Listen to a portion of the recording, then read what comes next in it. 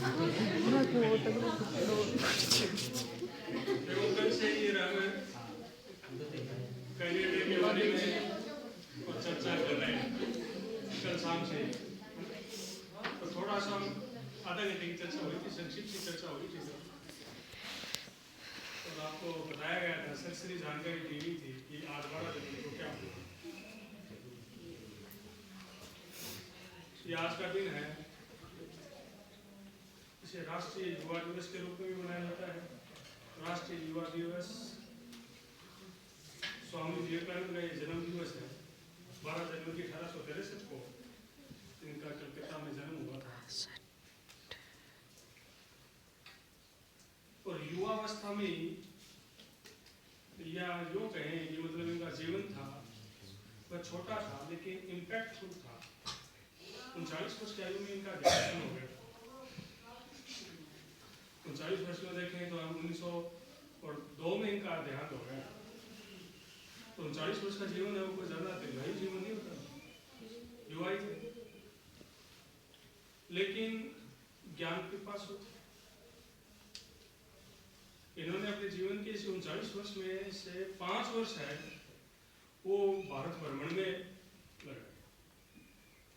5 वर्ष ने भारत के विभिन्न हिस्सों में इन्होंने यात्राएं की। पहले भारत को जाना, भारत क्या है, ठीक है। और उसी यात्रा क्रम में उनका संपर्क है हमारी झुंझुनू जिले से भी उनका हुआ। आपको प्रेरित हो स्वामी विवेकानंद है, ये जो फोटो लगा हुआ है जमीन के ऊपर, ये हमारे यहाँ खेतड़ी है, वहाँ पर है झुंझुनू जिले में। खेतड़ी को वैसे तो हम ज़्यादा और ताम्र खनन के लिए जानते हैं कि वहाँ पर कॉपर माइनिंग होती है, लेकिन खेतड़ी से स्वामी विवेकानंद जी का संबंध है। मेरे ख्याल से 2 या 3 यात्राएं की उन्होंने खेती की। उनका जो सुप्रसिद्ध जो भाषण है वर्ल्ड रिलीजन कॉन्फ्रेंस हुई थी शिकागो में 1893 में, उसके उपरांत यह कहते हैं कि उसकी जो फंडिंग है वहाँ पर आने जाने का उनका खर्चा था। शिकागो तो यूएस में है, तो जो खर्चा है वह यहाँ खेतड़ी के महाराजा अजीत सिंह ने रखा, तो यहाँ पर आए थे। तो यूँ कहे कि मतलब जो राष्ट्रीय युवा दिवस है जो स्वामी विवेकानंद जी है उनका झुंझुनू से भी संबंध रहा। अब इसको ये तो हो गई इसकी मतलब बैकग्राउंड में, मतलब स्वामी विवेकानंद जी की बातें हो गई जो मतलब वो कैसे थे, उन्होंने क्या किया। अब युवा यहाँ पर 5-10 साल बाद में आप भी मतलब यूथ में आ जाएंगे। अभी तो टीनेज में है आप, खास करके 12 तक के बच्चे टीनेज में ही होते हैं। उसके बाद में आप जब कॉलेज में चले जाएंगे तब आप यूथ बन जाएंगे। और ये पढ़ना लिमिटलेस तो है नहीं कि आप यूँ ही पढ़ते चले जाएंगे, बस पढ़ना ही पढ़ना रहेगा हमेशा। आपको अपनी लाइवलीहुड के लिए, आजीविका के लिए आपको कुछ न कुछ करना होगा। करने के लिए भाई आपको जिस भी काम को करते हैं तो ये हम सभी जानते हैं कि भाई उसी काम को हम बेहतर तरीके से कर पाते हैं जिसके बारे में हम अच्छी तरीके से जानते हैं, उसका हम बेहतर तरीके से कर पाएंगे। उसके लिए भाई आपको समुचित उस कार्य को समेत रूप से करने के लिए, संपादित करने के लिए आपके पास समुचित प्रशिक्षण एवं योग्यता होनी जरूरी है। तो कल जाते वक्त मैंने आपसे कहा था कि आप पिछली 11 जनवरी की रात को सबको एक सपना लेना है।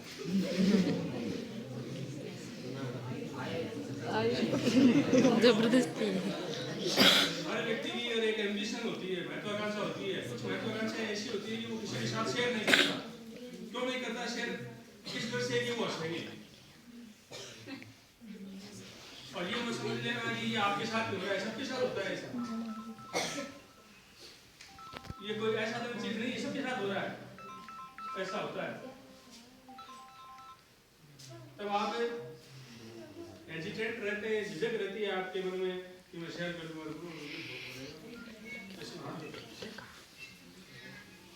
तो आपको आप क्या हैं कि आपकी सिवा पृथ्वी के ऊपर कोई नहीं।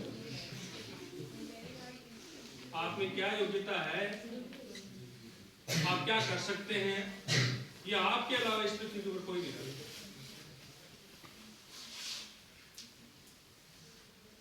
अमूमन हम देखने में आया है कि हम अपने करियर का चुनाव है वो इस आधार पर करते हैं कि हमारे माता पिता क्या करते हैं, हमारे पड़ोस वाले क्या कर रहे हैं, मेरे मित्र क्या कर रहे हैं, उसी का अनुकरण हम करते हैं।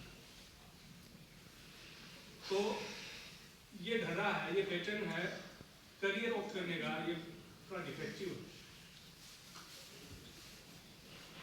ये मिसलीडिंग भी हो सकता है कि हमारे कई ऐसी फैमिलीज हुई हैं कि जिनके दादा है वो इंजीनियर हैं, परदादा है वो भी इंजीनियर थे, पिता है वो भी इंजीनियर है, तो पोते के ऊपर दबाव बन जाता है कि उसे इंजीनियर बने, क्योंकि घर में तो सभी इंजीनियर बनते आ रहे हैं।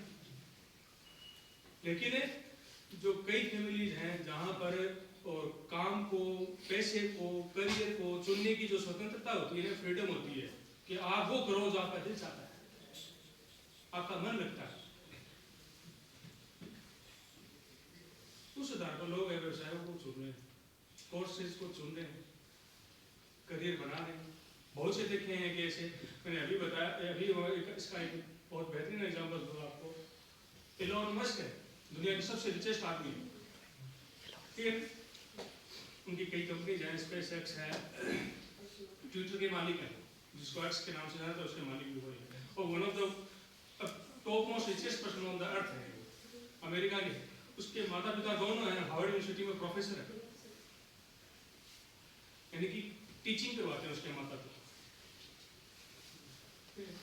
दबाव था, हो सकता है कि